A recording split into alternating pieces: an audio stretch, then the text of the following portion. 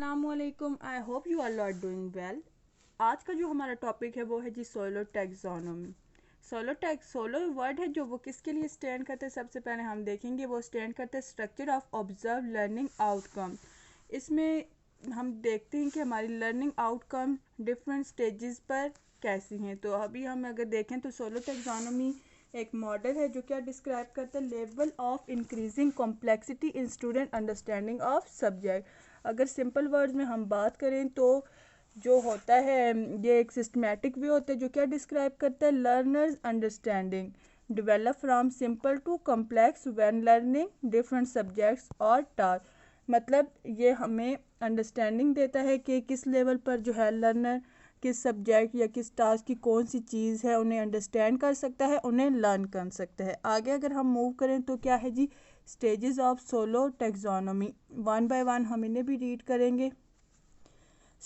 हमारा जो first stage है वो क्या है जी प्री स्ट्रक्चरल स्टेज। इसमें क्या होता है जी लिखा हुआ है कीवर्ड हमारे पास इनकॉम्पिटेंट। मतलब जो नॉलेज है वो क्या है बिल्कुल ज़ीरो है, या जो नॉलेज है भी किसी काम का नहीं है, कोई उसकी समझ नहीं है, nothing known about the subject और टास्क। ठीक हो गया। सेकंड हमारे पास है जी यूनिट स्ट्रक्चर। इसमें क्या होता है one relevant aspect is known. जो बात आपको पता है वो सिर्फ आपको एक ही पता है। फॉर एग्जांपल अगर कोई आपको डेफिनेशन आ रही है तो सिर्फ एक ही आ रही है। नेक्स्ट जो हमारा है वो मल्टी स्ट्रक्चर है। इसमें क्या होता है several relevant and dependent aspects are known. मतलब इस स्टेज पे जाके आपको दो तीन डेफिनेशन जो हैं वो क्या हैं आ गई हैं। ठीक हो गया। अब आगे मैं आपको एग्जांपल दूंगी एक सिस्टम की, उससे आपको बिल्कुल सही समझ आ जाएगी। तो फिर क्या है जी रिलेशनल। अब इसमें क्या होता है aspect of knowledge are integrated into a structure.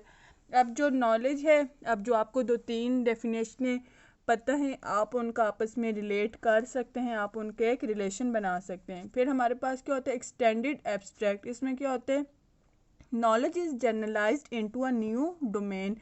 अब जो आपके पास डेफिनेशंस हैं जिन्हें आपने रिलेट किया हुआ है, अब आप उन्हें नेक्स्ट लेवल पर लेके जा सकते हैं, उन्हें जनरलाइज कर सकते हैं। अब देखें जी ये है जी आपको एक चार्ट शो हो रहा है। इसमें आप देखें जी प्री स्ट्रक्चर में क्या है I don't understand I need help, कि मुझे कुछ भी नहीं पता मुझे हेल्प की चाहिए। इस स्टेज पर मतलब आपका नॉलेज जो है ज़ीरो है। फिर यूनिट स्ट्रक्चर में क्या होता है I can identify label follow simple instruction. मतलब बिल्कुल कोई एक चीज़ आपको पता है जिसको आप देख के आइडेंटिफाई कर सकते हो, एक ही बात आपको पता है। ठीक हो गया। फिर क्या है जी मल्टी स्ट्रक्चरल। इसमें क्या है I can describe calculate list combine. ठीक है। यहाँ पे क्या है जी आपकी नॉलेज थोड़ी अचीव होगी। फिर क्या है जी relational I can explain solve compare. मतलब अब जो आपके पास मल्टी स्ट्रक्चर में आपके पास जो दो तीन चीज़ें हैं अब आप उन्हें क्या कर सकते हो इंटरलिंक कर सकते हो। ये आप देखें ये डायग्राम में पहले ये सिंपल थी, अब इन्होंने इनको इंटरलिंक किया। मतलब आप इनको एक दूसरे के साथ रिलेशन जो है वो बता सकते हो। फिर एक्सटेंडेड एब्स्ट्रैक्ट में क्या होता है I can create predict reflect imagine. अब ये जो दो तीन आपके पास चीज़ें जिन्हें आपने रिलेट किया हुआ था अब आप इनसे एक न्यू आइडिया क्या कर सकते हैं जी क्रिएट कर सकते हैं। अब हम मूव करते हैं अपनी एग्जाम्पल की तरफ।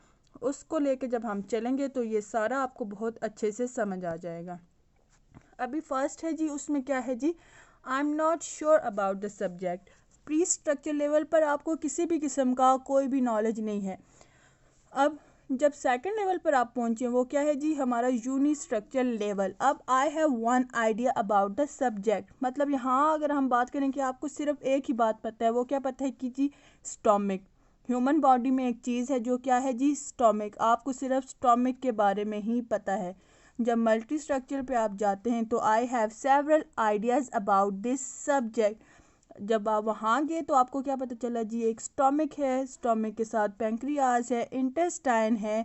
तो आपके पास जो है मल्टीपल डेफिनेशंस आ गए या मल्टीपल आइडियाज़ आ गए। ठीक हो गया। नेक्स्ट जब हम चलेंगे जी रिलेशनल लेवल पर तो वहाँ क्या है I can link my ideas together to see the big picture. अब जब आपने स्टोमिक इंटेस्टाइन पेंक्रियाज ये सारे आइडियाज़ आपस में रिलेट कर लिए तो आपको क्या पता चला कि जब ये कंबाइन होके इनकी वर्किंग होती है तो वो सारा क्या होता है एक डाइजेस्टिव सिस्टम का वर्क होता है। ठीक हो गया। तो नेक्स्ट आपका है at the extended abstract level. अब यहाँ पे क्या होता है कि I can look at these ideas in a new and different ways. अब आप हैं जी सर्कुलेटरी सिस्टम को देखेंगे, अपना डाइजेस्टिव सिस्टम को देखेंगे, फिर आप ये देखेंगे कि ये चीज़ें मिलकर काम कैसे करती हैं, आप उनसे न्यू आइडियाज़ क्रिएट करेंगे। ठीक हो गया। फिर अब हम इसके देखते हैं कि यूजेस ऑफ सोलो टैक्सोनॉमी क्या हैं। फर्स्ट है जी to increase quality and complexity of thought. Second है to set learning objective. Learning objectives क्या, फॉर एग्जांपल छोटा बच्चा है, अब उसके लर्निंग ऑब्जेक्टिव उस लेवल पर क्या हो सकते हैं। अब आप उसको 1 क्लास के बच्चे को आप अगर रिलेशंस दे दें कि इन चीज़ों के आपस में रिलेशन जोड़ो, तो वो बच्चा नहीं कर सकता। इस तरह लर्निंग ऑब्जेक्टिव सेट करने के लिए इस टैक्सोनॉमी को यूज़ किया जाता है, ताकि हर लेवल पर उनका क्या लर्निंग ऑब्जेक्टिव होना चाहिए, उस मुताबिक उनकी जो है लर्निंग करवाई जाए। टू डिफाइन लर्निंग आउटकम, कि उनका लर्निंग आउटकम क्या आना चाहिए। टू क्रिएट असेसमेंट क्राइटेरिया, कि किस लेवल पर असेसमेंट कैसी होनी चाहिए, किस लेवल की होनी चाहिए, इसके लिए भी हमारी जो है सोलो टैक्सोनॉमी यूज़ होती है। To create and evaluate learning programme, learning programmes को क्रिएट करने के लिए और उन्हें एवेलुएट करने के लिए। 1 क्लास के लिए आप 8 क्लास का सिलेबस नहीं क्रिएट कर सकते, क्योंकि 1 क्लास के बच्चे का वो लर्निंग लेवल नहीं है जो 8 क्लास के बच्चे का है। तो इससे हम लर्निंग लेवल को समझते हैं और उसके बाद उनका जो है लर्निंग प्रोग्राम्स उन्हें क्रिएट करते हैं और ऐसे ही उनकी एवेलुएशन भी करते हैं। ये था हमारा आज का लेक्चर। तो अगर आप हमारे चैनल पर नहीं हो तो हमारे चैनल को सब्सक्राइब कर दीजिए और हमारी वीडियो को शेयर कीजिए। Thank you so much.